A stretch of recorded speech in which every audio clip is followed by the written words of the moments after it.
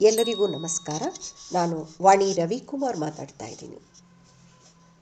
ನಚಿಕೇತನಿಗೆ ಆತ್ಮವಿದ್ಯೆಯನ್ನು ಉಪದೇಶಿಸುವ ಮೊದಲು ಯಮಧರ್ಮನು ಮನುಷ್ಯನ ಮನಸ್ಸಿನ ಪ್ರವೃತ್ತಿಗಳನ್ನು ವಿಶ್ಲೇಷಣೆ ಮಾಡುತ್ತಾ ಹೀಗೆ ಹೇಳುತ್ತಾನೆ. ಲೋಕದಲ್ಲಿ ಮನುಷ್ಯನು ಮಾಡುವ ಎಲ್ಲ ಕೆಲಸಗಳನ್ನು ಅವುಗಳ ಫಲಗಳ ದೃಷ್ಟಿಯಿಂದ ಯಮರಾಜನು 2 ವಿಧವಾಗಿ ವಿಂಗಡಿಸಿದ್ದಾನೆ. ಒಂದು, ಈಗಲೇ ಈ ಲೋಕದಲ್ಲಿ ಲೌಕಿಕ ಸುಖ ಸಂತೋಷಕ್ಕಾಗಿ ಮಾಡುವ ಕೆಲಸಗಳು. ಇದು ಪ್ರೇಯಸ್ಸು. ಇಲ್ಲಿ ತಾತ್ಕಾಲಿಕ ತೃಪ್ತಿಯೊಂದೇ ಗುರಿಯಾಗಿರುತ್ತದೆ. ಇಲ್ಲಿ ಮನುಷ್ಯನು ಇಂದ್ರಿಯಗಳ ದಾಸನಾಗಿರುತ್ತಾನೆ. ಲೌಕಿಕ ಭೋಗ ವಸ್ತುಗಳಿಂದ ಸಿಗುವ ಸುಖ ಕ್ಷಣಿಕ. ಒಂದು ಆಸೆ ತೀರಿದರೆ ಮಗದೊಂದು ಎಂದು ಸಾಲು ಸಾಲು ಆಸೆಗಳು ಎದುರು ನಿಂತಿರುತ್ತವೆ. ಭೋಗಾನ ಭುಕ್ತ ಸ್ವಯಮೇವ ಭುಕ್ತಾಹ ಎನ್ನುತ್ತದೆ ಸುಭಾಷಿತ. ನಾವು ಭೋಗಗಳನ್ನು ಭೋಗಿಸುವುದಿಲ್ಲ, ಅವೇ ನಮ್ಮನ್ನು ಭೋಗಿಸುತ್ತವೆ. ಇಂತಹ ಪ್ರೇಯಸ್ಸಿನಿಂದ ಮನಸ್ಸಿಗೆ ಸಂತೋಷ ಸಮಾಧಾನ ಸಿಗುವುದು ಸಾಧ್ಯವೇ ಇಲ್ಲ. ಇನ್ನೊಂದು, ದೀರ್ಘಕಾಲದ ಒಳಿತಿಗಾಗಿ ಮಾಡುವ ಕೆಲಸಗಳು. ಇದು ಔಷಧಿಯಂತೆ. ಮೊದಲು ಕಹಿ, ನಂತರ ಇದೇ ನಮ್ಮನ್ನು ಭವರೋಗದಿಂದ ಪಾರು ಮಾಡುತ್ತದೆ. ಇದನ್ನು ಶ್ರೇಯಸ್ಸು ಎನ್ನುತ್ತಾನೆ ಯಮ. ಇದು ಆರಂಭದಲ್ಲಿ ಕಷ್ಟಕರವೇ ಆಗಿರಬಹುದು, ಯಾವ ರೀತಿಯ ಆನಂದವನ್ನೂ ಕೊಡದೇ ಇರಬಹುದು. ಆದರೆ ಇದು ಶಾಶ್ವತವಾದ ಸುಖ ಶಾಂತಿಯನ್ನು ಕೊಡುತ್ತದೆ. ಇದು ಮೋಕ್ಷಕ್ಕೆ ಸಾಧನವು. ಪರಮಾತ್ಮನನ್ನು ತತ್ವತಃ ಅರಿತುಕೊಂಡು ಭಕ್ತಿ ಮಾಡುವುದು, ಹರಿನಾಮ ಸ್ಮರಣೆ ಮಾಡುವುದು, ವೇದ ಉಪನಿಷತ್ತುಗಳು, ಭಗವದ್ಗೀತೆ ಮುಂತಾದ ಧರ್ಮಗ್ರಂಥಗಳನ್ನು ಶ್ರವಣ ಮತ್ತು ಮನನ ಮಾಡುವುದು, ಅವುಗಳ ಉಪದೇಶಗಳನ್ನು ಬದುಕಿನಲ್ಲಿ ಅಳವಡಿಸಿಕೊಳ್ಳುವುದು ಎಲ್ಲವೂ ಶ್ರೇಯಸ್ಸಿನ ಮಾರ್ಗವಾಗುತ್ತದೆ. ಲೌಕಿಕ ಜೀವನದಲ್ಲೇ ಮುಳುಗಿರುವ ನಮಗೆ ಈ ಶ್ರೇಯಸ್ಸಿನ ಮಾರ್ಗವನ್ನು ಅನುಸರಿಸುವುದು ಹೇಗೆ ಎಂಬ ಅನುಮಾನ ಬರುವುದು ಸಹಜ. ನಾವು ಮಾಡುವ ಎಲ್ಲ ಕೆಲಸಗಳನ್ನು ಫಲಾಪೇಕ್ಷೆ ಇಲ್ಲದೆ ಕರ್ತವ್ಯದ ಮನೋಭಾವದಿಂದ ಮಾಡುತ್ತಾ ಲೋಕದ ಬಂಧನದಿಂದ ಬಿಡುಗಡೆ ಹೊಂದುವುದು ಕರ್ಮ ಮಾರ್ಗವಾಗುತ್ತದೆ. ನಮ್ಮ ಎಲ್ಲ ದೈನಂದಿನ ಕೆಲಸಗಳನ್ನು ಪರಮಾತ್ಮನಲ್ಲಿ ಸಮರ್ಪಣೆ ಮಾಡುವುದು ಭಕ್ತಿ ಮಾರ್ಗ ಎನಿಸುತ್ತದೆ.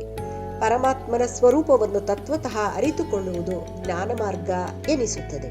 ಈ ಎಲ್ಲ ದಾರಿಗಳೂ ಶ್ರೇಯಸ್ಕರವೇ. ಸ್ವಲ್ಪಮಪ್ಯಸ್ಯ ಧರ್ಮಸ್ಯ ತ್ರಾಯತೆ ಮಹತೋ ಭಯಾತ್.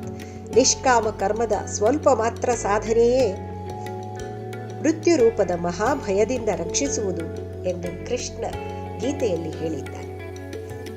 ಈ ಶ್ರೇಯಸ್ಸು ಹಾಗೂ ಪ್ರೇಯಸ್ಸು ಎರಡರಿಂದಲೂ ಮನುಷ್ಯನು ಬಂಧಿಸಲ್ಪಟ್ಟಿದ್ದಾನೆ ಎನ್ನುತ್ತಾನೆ ಯಮ. ಕೆಲಸ ಮಾಡುವುದು ಮನುಷ್ಯನ ಸಹಜ ಪ್ರವೃತ್ತಿ. ಎಲ್ಲ ಕೆಲಸಗಳು ಶ್ರೇಯಸ್ಸನ್ನು ಅಥವಾ ಪ್ರೇಯಸ್ಸನ್ನು ಕುರಿತಾಗಿಯೇ ಇರುತ್ತದೆ. ಎರಡೂ ಒಟ್ಟಿಗೆ ಬರುತ್ತವೆ.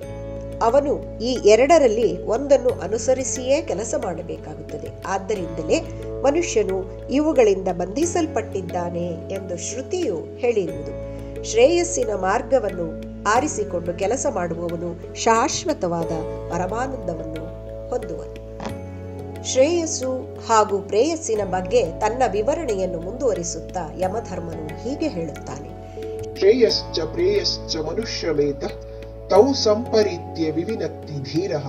ಶ್ರೇಯೋ ಹಿ ಧೀರೋಭಿಪ್ರೇಯಸೋ ವೃಣೀತೆ ಪ್ರೇಯೋ ಮಂದೋ ಯೋಗಕ್ಷೇಮಾತ್ ವೃಣೀತೆ.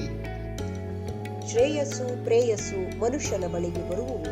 ಪಂಡಿತನಾದವನು ಅವೆರಡನ್ನು ಚೆನ್ನಾಗಿ ವಿಚಾರ ಮಾಡಿ ವಿವೇಚಿಸುತ್ತಾನೆ.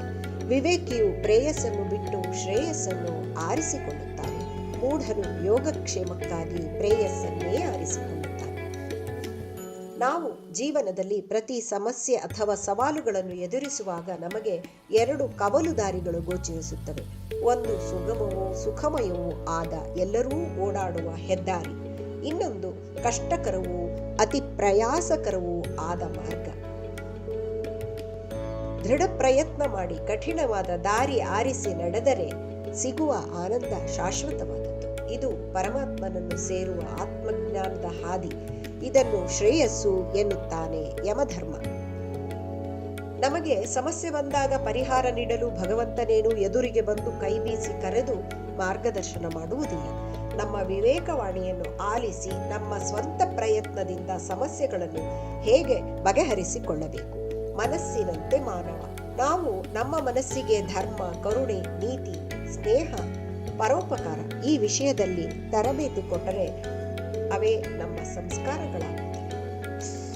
ಅಸೂಯೆ, ಕೋಪ, ದುಃಖ, ಆಲಸ್ಯ ಈ ವಿಷಯಗಳಲ್ಲಿ ಮುಳುಗಿದ್ದರೆ ಆ ಸಂಸ್ಕಾರಗಳೇ ಬಲವಾಗುತ್ತವೆ. ಇದನ್ನೇ ವಾಸನೆಗಳು ಎನ್ನುವುದು.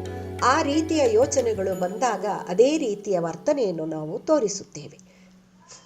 ಹೀಗೆ ಮನುಷ್ಯನ ಮನಸ್ಸಿನ ರೀತಿಗಳನ್ನು ವಿಶ್ಲೇಷಣೆ ಮಾಡುತ್ತಾ ಯಮರಾಜನು ನಚಿಕೇತನು ಹೇಗೆ ಪ್ರೇಯಸ್ಸನ್ನು ತ್ಯಜಿಸಿ ಶ್ರೇಯೋ ಮಾರ್ಗವನ್ನು ಆರಿಸಿಕೊಂಡಿದ್ದಾನೆ ಎಂದು ಹೇಳುತ್ತಿದ್ದಾನೆ.